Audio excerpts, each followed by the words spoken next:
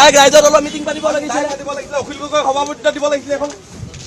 অখিল গগৈ তাত সভাপতিত্ব দিব লাগিছিলে। আমি ইয়াত ৰাইজৰ দলৰ মিটিং কৰিব আহিছোঁ। শিৱসাগৰ আমি ঠিক কৰিব আহিছোঁ। ঠিক কৰিবলৈ পৰিৱেশটো বেয়া কৰিছে। পৰিৱেশটো বেয়া কৰিছে। পৰিৱেশ বেয়া কৰিছে। পৰিৱেশ বেয়া কৰিছে নাই নাই নাই পৰিৱেশ বেয়া কৰিছ। মই কৈছোঁ শৃংখলা প্ৰশান্ত দুটাই কৈছোঁ পৰিৱেশ বেয়া কৰিছে। বেলেগ নাই।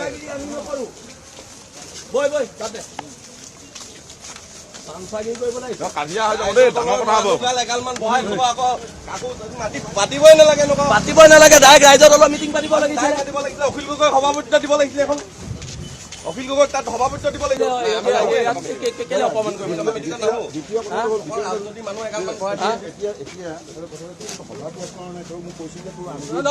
সভাত মই বহিলোহেঁতেন।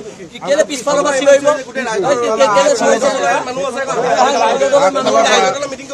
আমি ইয়াত ৰাইজৰ দলৰ মিটিং কৰিব আহিছোঁ।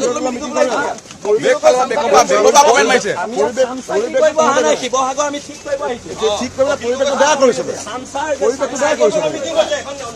পৰিৱেশ বেয়া কৰিছে। পৰিৱেশ বেয়া কৰিছে। নাগৰিক সভা সদায় নিৰপেক্ষ হ'ব লাগে। আমি বক্তৃতা দি আছোঁ, আমি কি ক'ব লাগে ক'ম। তাৰপিছত যদি আমাৰ বক্তৃতাৰ পিছত নাগৰিক সভাই কয় যে এনেকুৱা মন্তব্য নহ'ব, এতিয়া চাওক ইয়াত নিৰ্দিষ্ট এটা ৰাজনৈতিক দলৰ মানুহ ইয়াত সৰহকৈ আছে। ইয়াত এটা ৰাজনৈতিক দলৰ মানুহ বেছিকৈ আছে। আৰু এখন এটা ৰাজনৈতিক মই এতিয়া সেইকাৰণে সভাৰ পৰা ওলাই আহিছোঁ, কাৰণ এটা ৰাজনৈতিক দলৰ পৃষ্ঠপোষকতাত এখন সভা হৈছে। শিৱসাগৰত প্ৰকৃত নাগৰিক সভা হোৱা নাই। স্পষ্টকৈ ক'বলৈ নাই। আপোনালোকে সভা ত্যাগ কৰিছে নেকি? সভা ত্যাগ কৰিছে। আৰু এটা কথা শুনক, নাগৰিক সভা কি হ'ব? নাগৰিক সভাত সকলোৱে মন্তব্য শুনিব লাগিব। এখন ৰাজনৈতিক সভাহে হৈছে আৰু সেইকাৰণে মই ত্যাগ কৰিছোঁ।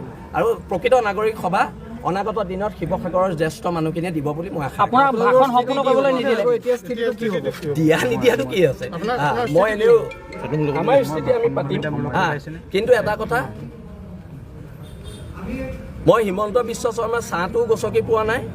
আৰু মোক যদি কোনোবাই কয় মোৰ ঘৰ কেনেকৈ চলি আছে আপোনালোকে চাই আহিলেই হ'ব। মোক যদি কয় মই হিমন্ত বিশ্ব শৰ্মাৰ পৰা পইচা লৈ কাৰোবাক ইলেকশ্যন জিকাব লৈছোঁ, মই ইলেকশ্যন জিকাব নোৱাৰোঁ। শিৱসাগৰৰ জনগণে জিকাব। এই সভাৰ সন্দৰ্ভত এটা কথা সময় নিৰ্ধাৰিত নিৰপেক্ষ হোৱা নাই, কথা বতৰাবোৰ নিৰপেক্ষ হোৱা নাই। আপোনালোকে যিটো আন্দোলন অব্যাহত ৰাখিছে সেইটো অব্যাহত থাকিব। সেইটো আমাৰ লগত সংগঠনৰ আলোচনাৰ পিছত হ'ব, সেইখিনি মই ক'ম। কিন্তু এই সভাখন নিৰপেক্ষ সভা হোৱা নাই। ধন্যবাদ।